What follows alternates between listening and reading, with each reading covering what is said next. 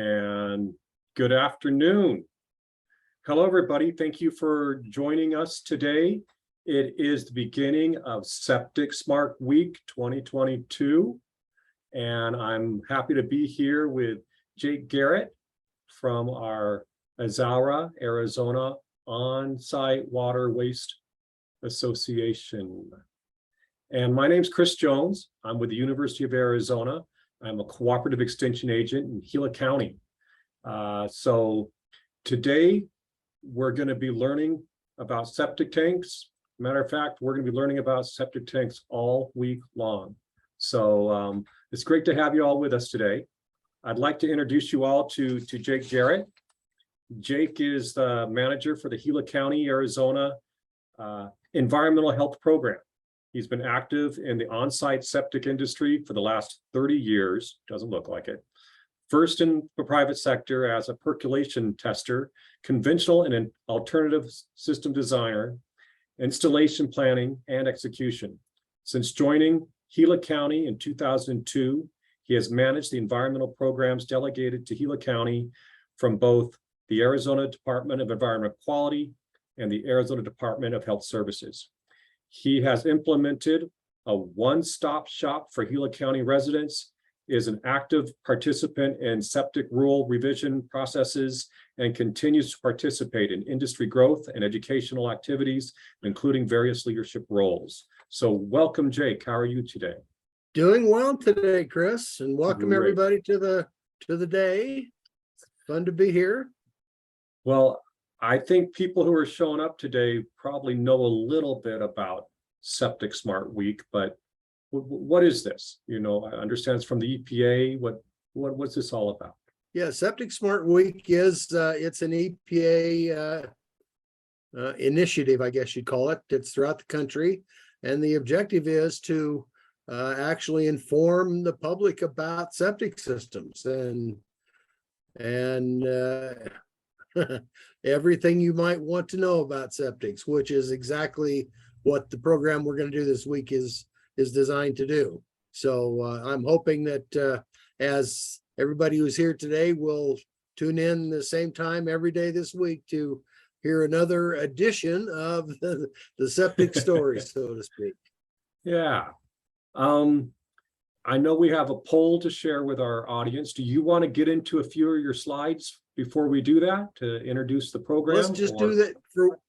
Yeah, let's do that. Let me just essentially what I wanted to do for everybody here today is kind of preview what the week is going to be and what's going to happen. So let me just take a look here. Oh, now it doesn't want to move. Didn't you know that? There we go. So the purpose of this week was to multifold, was to actually to inform homeowners and potential purchasers of property about septic systems and everything you would want to know as an owner of a septic system. It's also something that's wonderful for people in the real estate business who are selling and or listing properties with septics. It will certainly improve their business, improve their ability to do their job. This industry is really an excellent industry. The on-site septic industry is really an excellent place to have a career. There's lots of room for growth and for people to do their own businesses. And lastly, there are, as the state grows, as the counties grow, the local decision makers really need to know about septics and their impact. And so that's really the purpose of this series.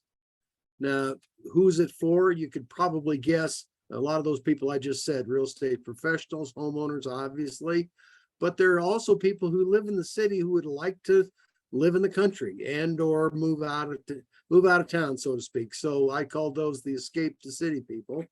There are seekers of professions, policymakers, and local decision makers. So everybody's here. And if anybody today thinks of somebody who ought to tune in for the rest of the week, in any one of these professions, or someone you think that would be interested in this series, please invite them to come, and we'll be giving you the link to tomorrow's presentation, the next presentation after every presentation, so to speak.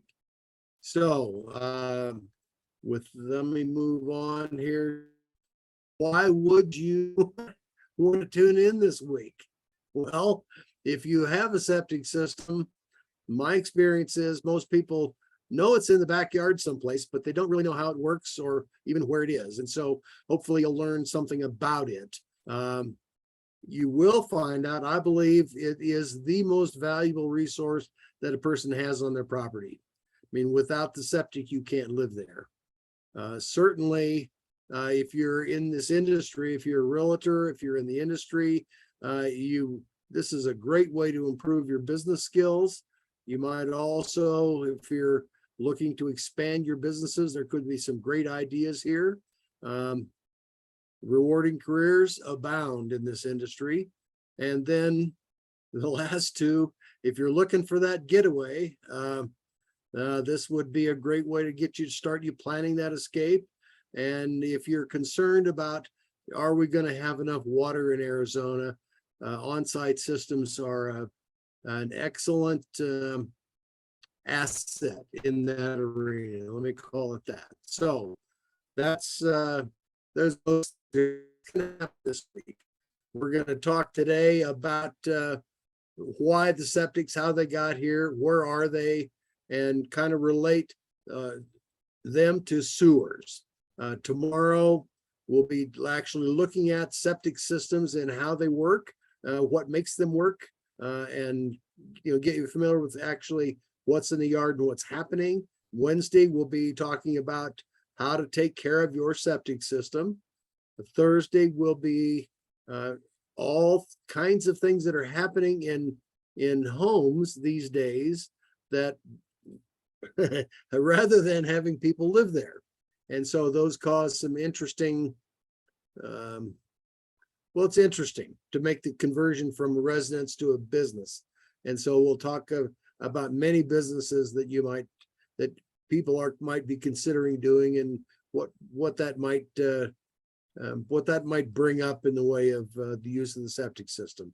And then the last day of the week, we'll be talking about the future, where things are headed in the on-site industry, how septics can address the water scarcity that we're heading into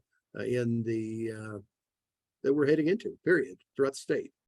So that's what's going to be happening this week, Chris and everybody. And I would invite you to pass all that around. Well, so, Jake, I hope people will stick around with us for this. I think this is a great page to kind of leave up. I will go ahead and put the main link into the chat box here in just a moment, so people can have that handy, be able to share it, that they see what we're doing this week. Just all things septic, from how they work to are you going to have a business, and what the future may be in the future. You bet. So one thing we want to do is get some feedback from our participants, if you would please. We've got a short poll here of 3 questions. I'm going to bring that up right now. And we just want to know, do you use a septic tank? Do you live in Arizona? And then just kind of like your interest here. Are you in any of these following those fields that we mentioned? So I've got some of these fields there, and it is multiple choice there. And if you feel like you're other, then you can please write something in the chat box. And then I mentioned the chat box here. Jake's got a presentation for us over the next 20 minutes or so, or 20, 30 minutes. And if you have any questions as we're going, write those down in the chat box or the Q&A that the webinar provides. And then we'll go into an opportunity where I'll read those questions, or you continue to ask questions, and we'll have a little Q&A session with Jake about all this. Okay, so we've gotten 13 of the 17 group have responded, and we have a few people who do not use a septic tank.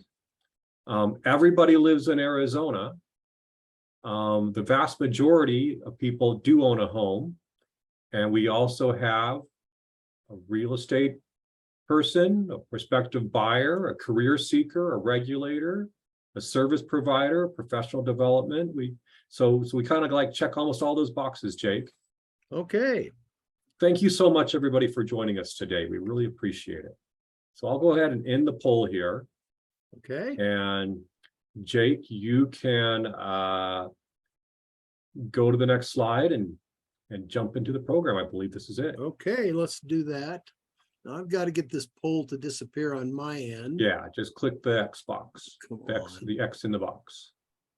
All of a sudden,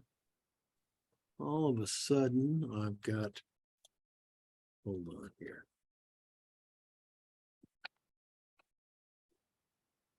All of a sudden, I can't get find my,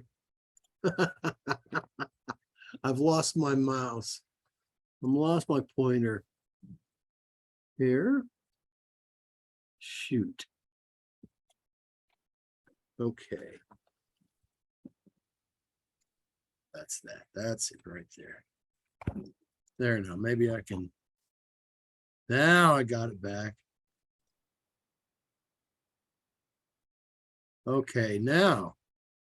Okay, now. Jake, Yeah. you also turned off the share screen, so we cannot see the slides anymore. Oh, well, in that case. So go back down to the green button, share screen, and pop it back up. And I think we all set to go. How's that? We're good. We're right back on the slide you were on. Hit the advanced slide. Oh, come on here. You may be able to use your keyboard to advance the slide. Just hit the arrow. There you go. There Good. you go. Now it is. That's now it wasn't advancing for a second there. Okay, so we'll just so this is day one of the series, and these are the topics that I'm going to touch on today.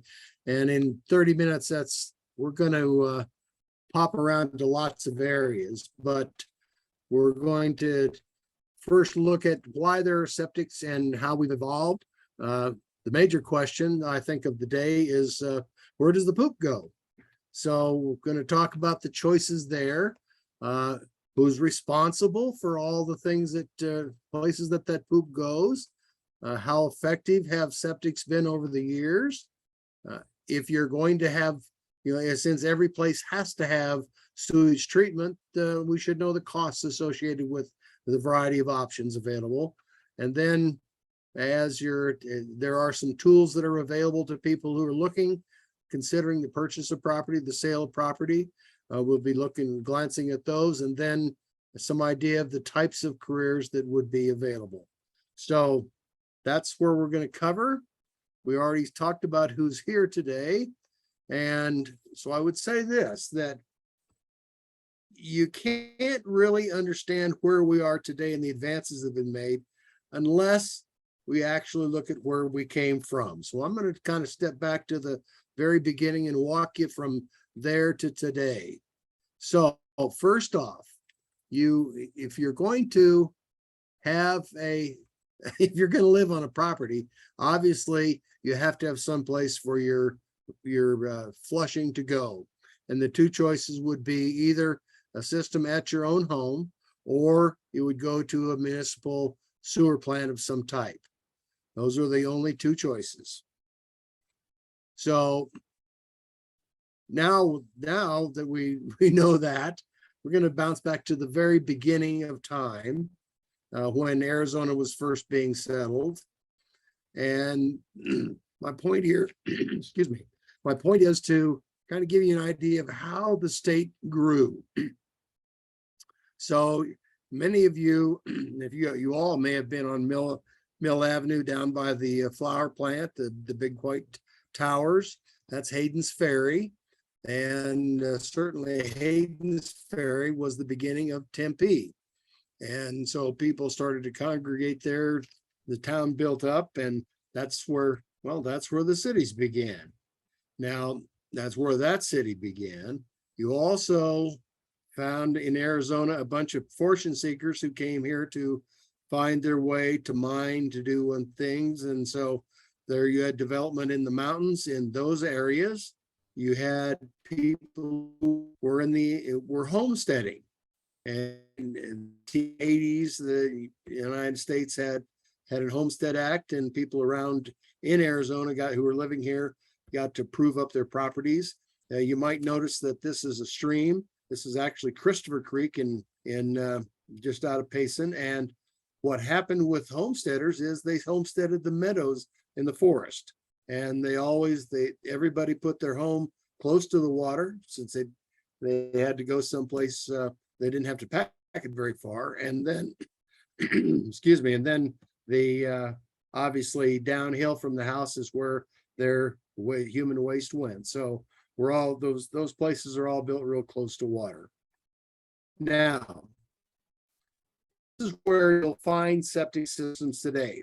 And if you look on the left and notice a transfer, that's a program that the rules have that says when you're selling a property, you have to have it inspected and report that, pass that on. And so all the green dots you see on the left and under the notice of transfer are those that have been reported since the inception of the program, which would have been in 2005. And you can see you can see where they're clustered. Now, the other thing the state is doing is attempting to put together a GIS map that has everybody. And so they've asked each of the counties to submit their permit information that they have electronically. If you look on Gila County on the blue dots on the right side and the blue dots, that's our permit information. We have it computerized since about 2008. So those are the permits that we have there. Obviously, Maricopa County covered up. Pima County's pretty well covered up. And you'll see over in Mojave, those are the counties that got the data in so far. So that's where you're finding septic systems. Now I want to add here the idea that people have had always, hold on here, is that septics are found in places like I'm showing you on the screen now. The truth of it is that septics can be found in high-rise buildings in cities. They'll perform a function within the building and then clean the water up and pass it on out or recycle it within the building.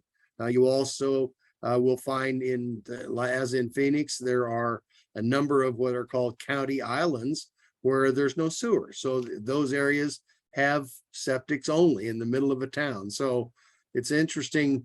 You can't be as simple as saying, well, they're either out of town or they're in town. Their septics are everywhere.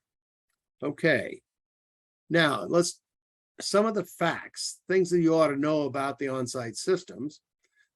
Throughout the United States, about a quarter of the population lives in homes that are served by a septic system. And in those places, sewer just isn't practical. It may not be cost effective, might not be anywhere close to being available. So, so that's the fact of septics throughout the United States, and that's true in Arizona as well. In Arizona, about 40% of the growth historically, and I'm sure the last 20, 30 years, has been happening on septics in the areas where sewer is not available. Currently, we've got almost around 650,000 systems in use right now.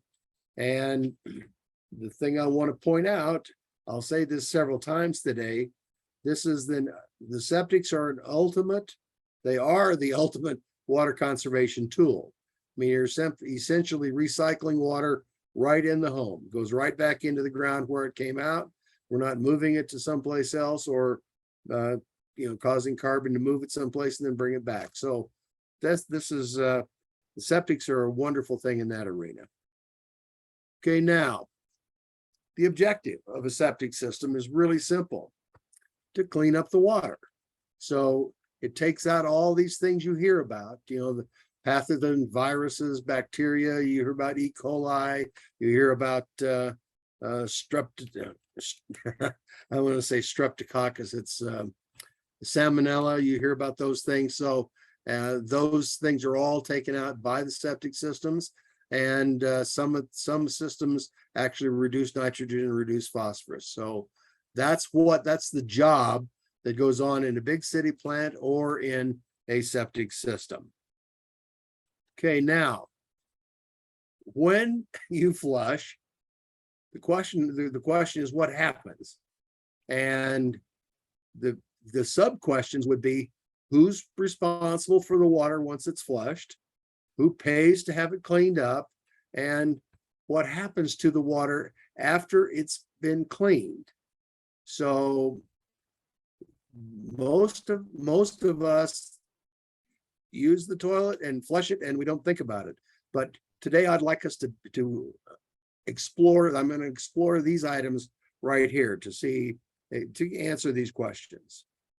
So there's the choices. So when we flush, we're either going to go to the onsite system or to the sewer plant. And if we go to the city, if you're in the city and on sewer, you typically, everybody is a flush and forget because somebody else owns the plant. Somebody else is making all the decisions relative to it. Someone else has the responsibilities to keep it going. So somebody else, you're relying upon somebody else, or the person in the city is relying upon somebody else to provide a service, and you're going to simply, or that person is simply going to pay for it. And you get very little input into it, and and you don't get much choice as to what the cost is. So, and typically, homeowners don't have any idea where the water that they're using in the home comes from, or where it goes when after it's flushed. So I think that's for people who come into my county and come into a septic system in that arena. This is exactly how everybody is thinking. Now, to contrast that with the septic system, if you have a septic system or property that is served by a septic, you own it, obviously. It's yours. You're going to make all the decisions. You pay all the bills, obviously. And as I've told you earlier, it is your most valuable asset. So here's what I've been encouraging everybody to do, and that is to develop a personal relationship with your septic system. I mean, it is biology. That's what makes it work. It's not fancy mechanics. It's oxygen helping bugs eat poop. Get rid of the bad stuff. It's exactly what's happening. So if you have that personal relationship and you then can take good care of that asset that you have, it's something that's going to take care of you for a long, long time. So I would encourage you to think about it in those terms. Okay, now, if you look at today's systems, and I'll say today's, what actually started about 2005, they're designed to as you would expect, if the sewage is going to be cleaned up, you're going to be returning clean water to the environment. Now, I would encourage everybody to think about and to develop an attitude toward your septic system, toward the septic system. We want to get rid of the idea of flush and forget, which has been typically that which all of us have grew up with. You just flush it and it's gone. I don't have to think about it. And when you own the treatment unit, when you own the septic, then if you an attitude of, I want to respect the asset that I have and make that money stretch out over years and years and years, that is a great attitude to have. If you do that, what you will find is that you are not only protecting your investment, but at the same time, the automatic byproduct is you're protecting the water at the same time. So this is one that I often tell people when I got into this business, I was not ever expecting to be an environmentalist. But it turns out if I do my business right, I am an environmentalist. So that's my encouragement to all of you who are dealing in the septic arena. Okay. So now let's talk about the history some here. Certainly, as we have grown, we always are doing the best that we can. And there have not always been rules. And so somebody had to do what they thought was right. And usually it was daddy or granddaddy. And we always did it with the best of intentions. So, we've been at this in Arizona. Well, I said over at least 100 years. We've been at it probably 150 plus years in Arizona now. So we've learned a lot, but this is how the systems in Arizona look. Give you an idea of when they happened. So up to 1976, we had about 94,000 systems. From 76 to 90, we added 188,000. And so in 1990, in the census of 1990, it actually showed that we had that number, 282,897 systems operating in Arizona at the time. And then I've gone through and done some calculating based on population, et cetera, to see the rest of these numbers. So around 2000, we had grown to over 400, 200,005, about 472,000. And then you can see as we've expanded and what we've added in each year. Does anybody have any questions at this point in time, Chris? Anything here before I go on? Yeah, when we asked the questions, people put some things in here, and they wanted to know if you would be covering alternative systems in this week's webinar. Yes. Alex will talk about alternative systems tomorrow. I think every day there will be alternative systems in one form or another. So I use septic systems. When I say septic systems, all of these figures include alternative systems and conventional systems. So okay. Go ahead. It was also asked, would we be covering new installations during any of the webinars this week? New installations, how to put them in, do you think that question is? I believe that's what they mean. Probably. Maybe not. I don't know that we've thought about it in that particular vein. What I would say is that ask tomorrow, certainly, as we're talking about how the septic works. So you could ask questions about alternative systems, what's different in an alternative system versus a conventional system. You could also ask questions about how they might be installed. And you could do that literally each of the days from this point on. Those would be valid questions.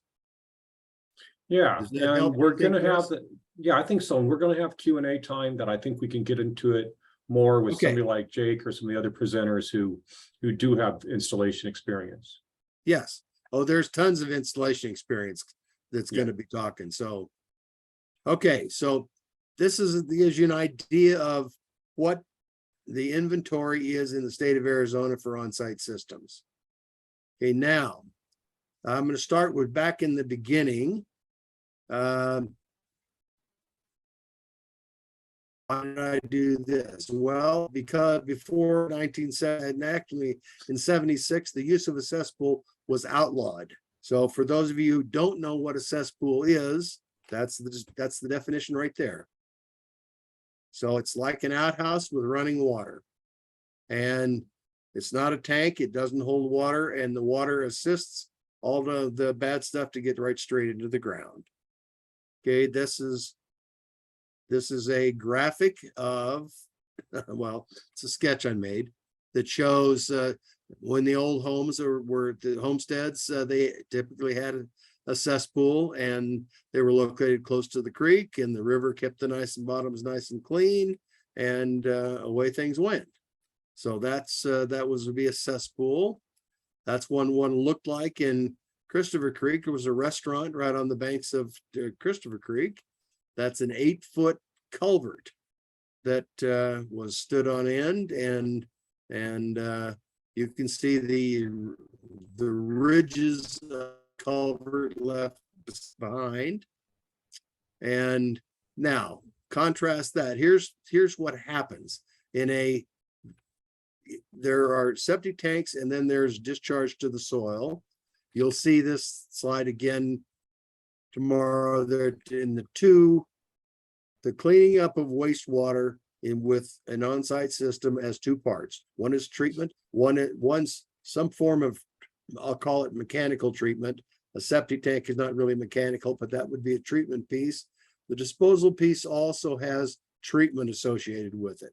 And you'll see in this case, the leach rock, the water soaks down through the leach rock out to the soil, and about half the treatment takes place in the septic tank. The other half takes place in the good soil around and below the leach rock. If that doesn't happen, well, what happens is then the water moves on through one of those means at the bottom. It's either going to go into fractures in the rock, go down into the groundwater. It's going to go hit a rock shelf and move until it finds something, or it's going to go into boulders and sands and rocks and go down to the water table, or it's going to go into a creek. And so I just wanted to get this concept in your mind today as we talk. So again, about half the waste is taken care of by the bacteria in the good soil around the leach field. Now, let's look at the effectiveness that happened over time. So back in 1976, up to 1976, mostly it was cesspools, and a cesspool took out about 10%. These are all my estimates, 10% of the waste, and the rest of it goes into the environment. Between 1990 and 76 and 90, what was operating in most places was whatever daddy thought was best is what they did. And those systems would end up to be about 43% effective. From 1990 to 2000, at least in Gila County, it became obvious that there was a guidance document in the state of Arizona, and that flopped the tables there. So about of those systems in that era, they're about 57% effective. Then lo and behold, in 2000, there was actually 1 of 01. There was a new law that came in, the first time we've ever had a law that related to septic tanks.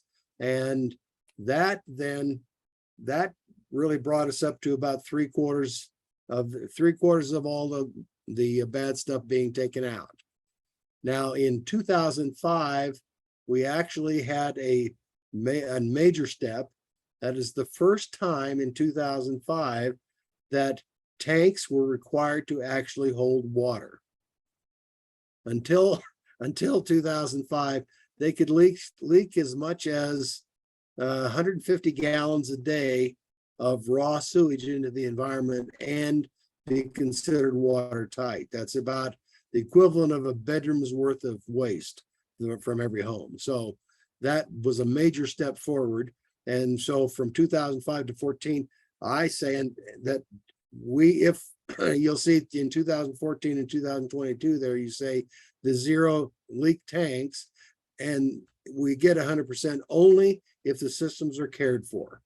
So just like your car, if you don't change the oil, guess what happens? You're going to blow up your engine. So if you don't take care of your living septic system, it's going to quit on you, and you're obviously not going to get the cleaning, the effectiveness that you would want. All right. So what would it cost us if we were hooking up to a sewer today? So I went down. This is actually happening down in the Tri-City Sanitary District area between Globe and Miami right now. So the connection for a home is going to cost a little over $22,000. They're going to be about $350 a year of operation and maintenance on that to keep that thing running. And so that's really the cost. You're going to find the cost for the home is now, or per home. If you were outside of that area and you wanted to connect, you could talk them into it. You could get a join to them. It would cost about $140 to $325 a lineal foot to lay the pipe to get to your home. And so if you're assuming you had one home on an acre, an acre is about a square, about 220 feet by 220 feet. So the distance between homes would be about 220 feet. And the cost to run the pipe between those homes would be between $30,000 and $74,000. So you can see rather quickly here, it becomes not economical to extend the sewer out away from populous areas, and which is exactly why homes are close together.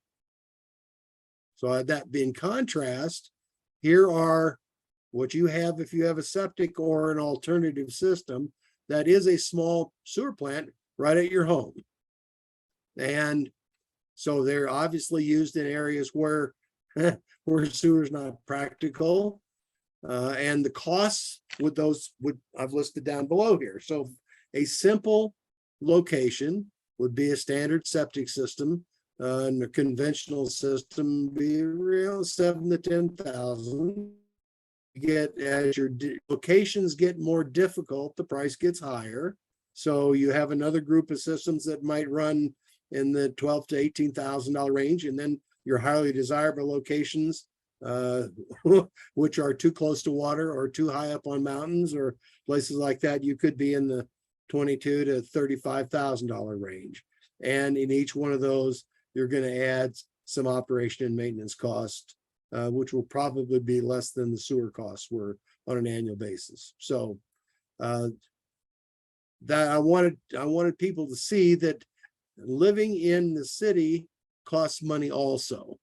So when you're going out and buying your own, the cost comes right in your face. When you're in the city, you buy the house and you start paying the bill. And well, I don't know if there's nothing more to say there. Okay.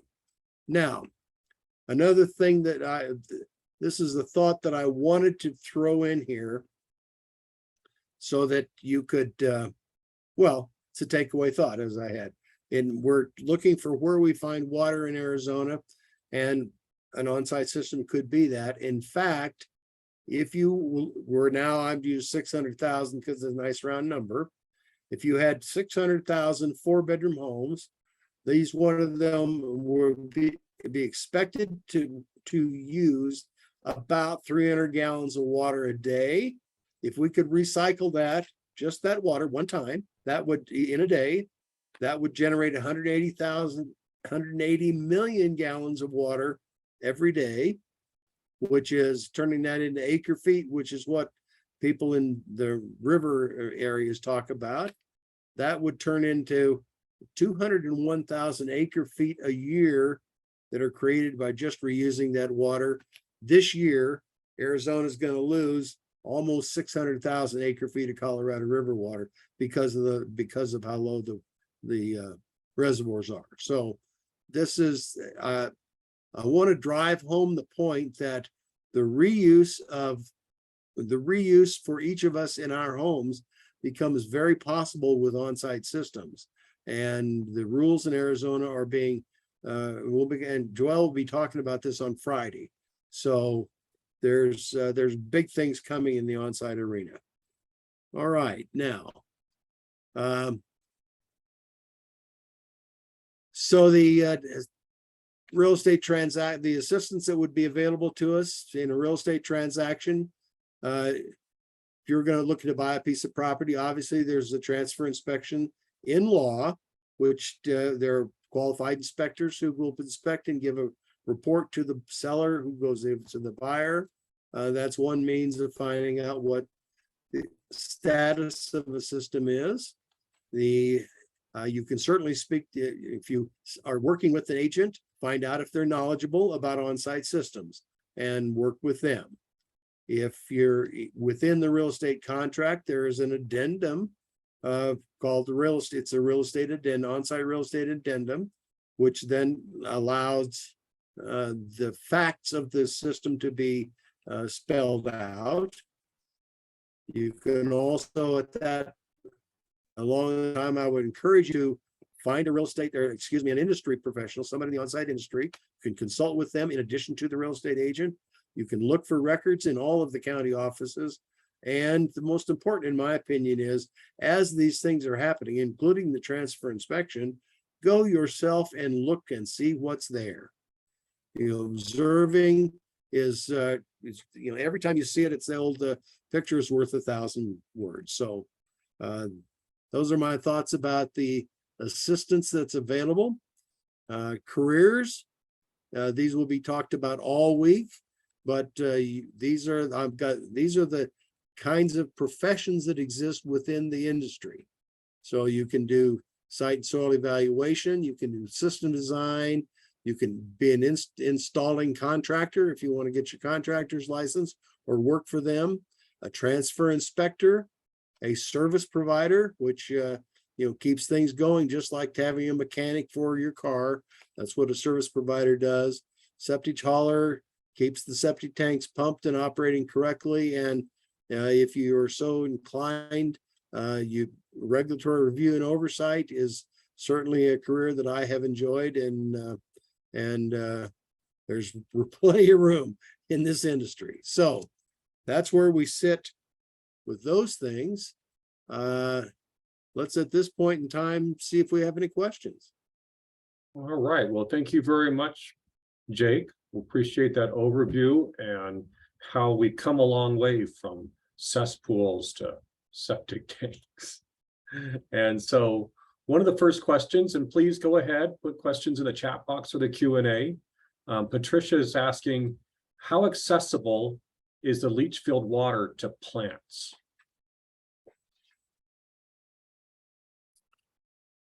It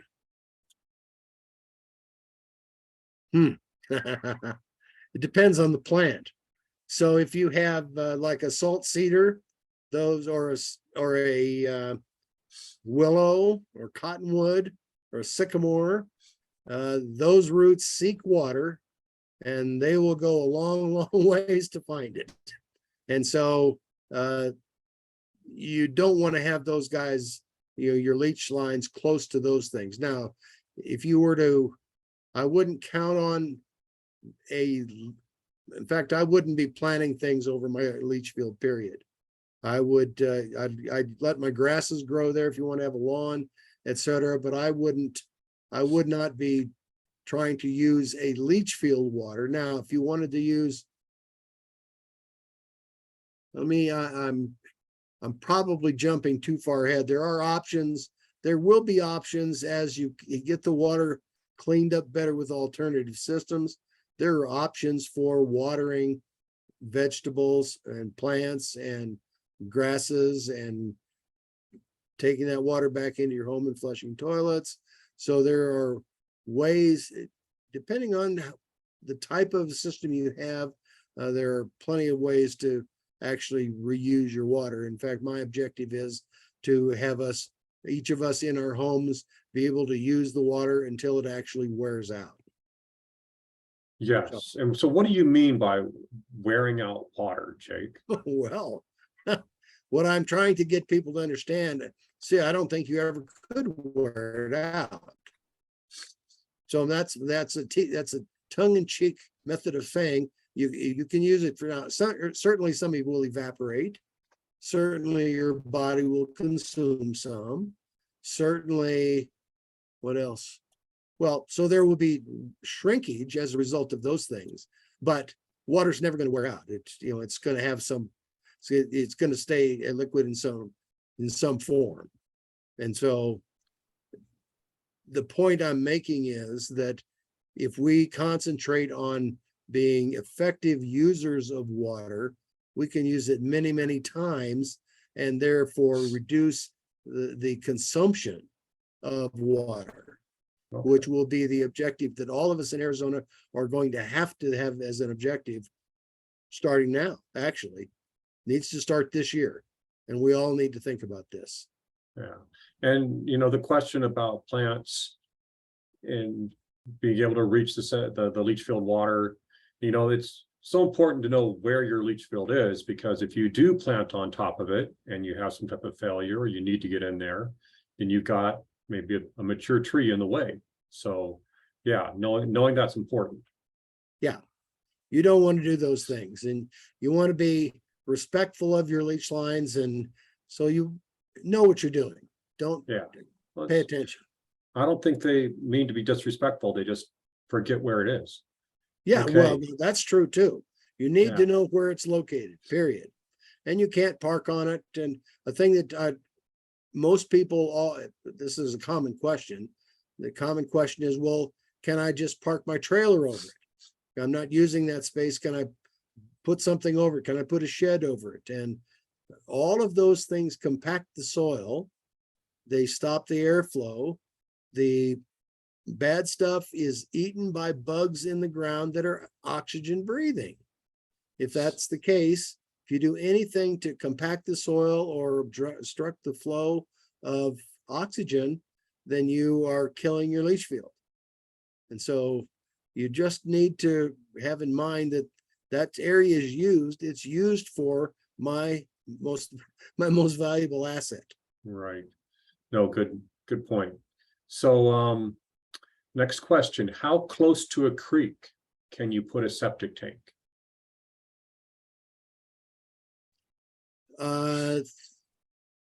This is a complicated answer. So, but I'm going to give it. And so if you want to do a septic tank and a normal conventional septic tank leach field, you have to be 100 feet away from the flood's 10-year event. Now that's I've asked many times for ADQ to come out and paint the yellow line along the river that says this is the 10-year event, but they're yet to do that. So, when you're in the county that you're in, you can ask the floodplain people or your wastewater people exactly where that measuring point might be. And if you're in Gila County, I'll be happy to go out to the creek with you and show you where that is, or me and my people will. So you may stay back 100 feet, and that's the prescribed distance in law to have your leach field and your tank be away from the river, from the stream. Good. And along that same type of question. Let me say this. If you want to clean the water up better than a septic tank does by adding oxygen, that makes it an alternative system. And depending on how clean the water is, you can move closer to the stream. And it could be as close as 50 feet to the stream for any part of the leach field or the treatment. Okay. So how close can you put a septic tank to a well? Well, it depends what year you're talking about. Today, you'd have to be 100 feet away. Back in the 80s, it was the rules said you should be 100 feet, but you could go in extenuating situations as close as 50 feet. So it really depends. The answer will be dependent upon the specific question being asked. Okay. And how deep are leach fields? Say that again. How deep do they dig a leach field? When they do the digging, what is the depth of those? The depth. Okay. So I'm going to back up here a little bit. I'm going to back into the answer because there's a variety of answers to this question. So if you go back to that slide that, well, let me just go back to it. Could I do that? I could. Yeah. Couldn't I? Go back to that slide right there. So the good soil in Arizona, the rule is you'd have to have 4 feet of good soil below your leach line. So if I'm going to have 4 feet of good soil, then obviously it depends on how deep any one of those limiting conditions is in the ground. And so it's in the perfect case, if there were no limitations, I'd have to leave 4 feet at the bottom of good soil. If I don't know what the depth to groundwater is, I'd have to leave 5 feet. So you'd say the maximum depth of the bottom of the leach line could be 7 feet. And then you can say, okay, that's as deep as I could be. Then the question would be how much leach rock. Then it becomes the design of the leach line. So it could be as deep as 7 feet. Usually it's better to keep the bottom of the leach line as close to the surface as you can, because it's easier to get the oxygen down to the bugs. So if for whoever asked that question, if they want to do a follow-up, I'd sure be happy to try and. Not such an easy question, huh? Yes. I was like, because I didn't feel like you answered that question. So good. So it depends on the specific situation. It's really what the design of a leach field is it's really a 3-dimensional puzzle. And so you know how deep the ground is, you know how much space that you have on the surface of the ground, and then you can adjust things in 3 dimensions to make things fit. So it's just not a simple answer. Right. Okay, good. Okay, next question. If you have a good septic system and take care of it, why go to a sewer system?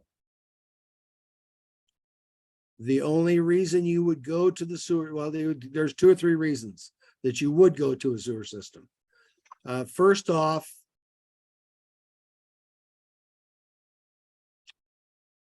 let's see. Well, let's say the reasons why. The reasons why would be you gain back the ground. So you obviously, if you have a leach field, a septic tank, and a reserve leach field on your property, you've committed a lot of property to your own sewage treatment system. So if you're using a sewer system, then you get the use of that property back. You can use it for a different purpose. That's one thing.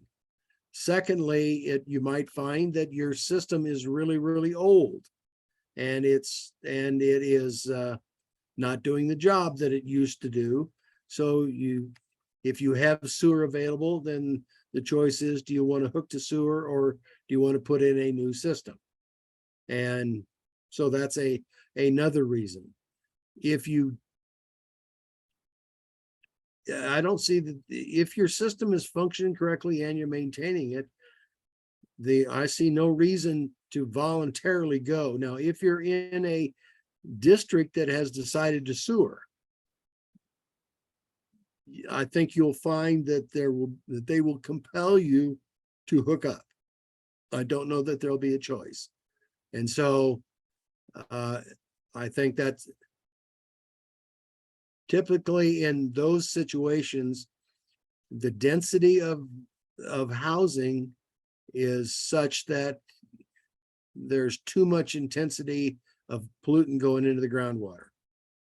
So I think that's another reason that you would hook up. But if there were going to be a sewer moving into an area that had septic systems already, there's going to be lots of talk. That's going to have to be an organized effort. There's going to be lots of talk, lots of public input, lots of opportunity to ask questions and express concerns. No, I think those good answers there. Yeah, okay. That's clear to me. And if you got a good septic system that's working, there's no reason to change unless, like, no, there's no reason to change it. It's going to last you a long, long time. Yep. Okay, we got a follow-up question about that leach field. So Uh-oh. what is a good soil depth on top of the leach filter cloth? You need to have 9 inches above the filter cloth minimum. A minimum of 9 inches. Minimum 9 inches. Okay. And I'm going to leave it at that. Okay, and that's in Gila County, or that's the No, Arizona that's in state law. state law. Okay, good. Good. Any answer that I give is out of state law. All right. So Gila County has adopted Follows the state state law. law. It's been delegated to us, and we just simply implement state law. Gotcha. Okay, so we've got a few minutes left here. If people want to ask some more questions, these have all been good questions, some specific questions. I think you've got a good audience here. Thank you, everybody, for coming again today. And if we don't get some more questions, just get us ready for tomorrow.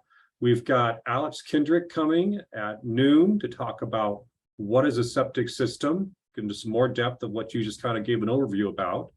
I understand he is new to our Gila County program. Yeah, Alex has been with us about 1.5 years. He's a very, very good engineer. Well, very good. Well, I look forward to meeting him. Let's see. I think a question might have popped in here. Okay. When and where will this recording be available? Yes, Margaret. Let me put in the first place that it'll get put. And this is a YouTube channel for the University of Arizona Cooperative Extension.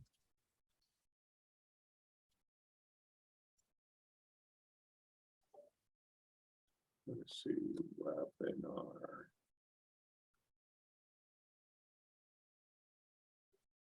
Recordings.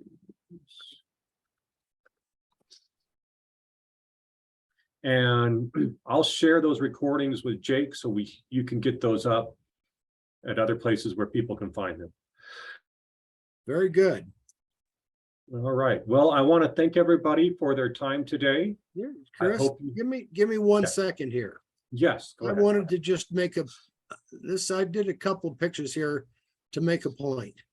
And that is, this is behind Hoover Dam.